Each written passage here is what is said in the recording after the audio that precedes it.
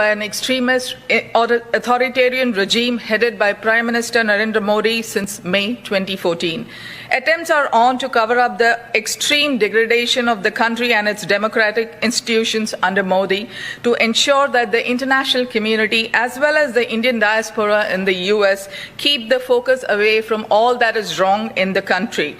Right-wing Hindu groups in the US supporting Modi are not only infiltrating US politics at every level, including the Congress and the Senate, they are also striving to gain acceptance from the Hindu culture to keep up the facade of all is well.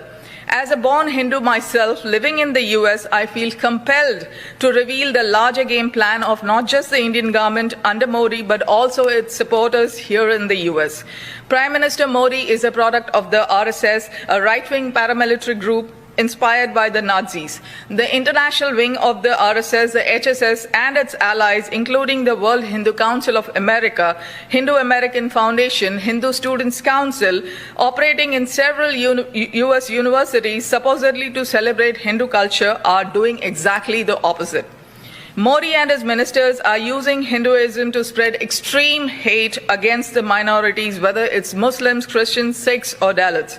The hate is being perpetrated to enable his government to get away with mass-scale corruption and looting.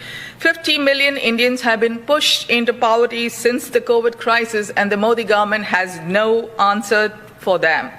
Modi and his supporters propagate the Hindutva philosophy, which is nothing but saffron terror group not related to Hinduism at all.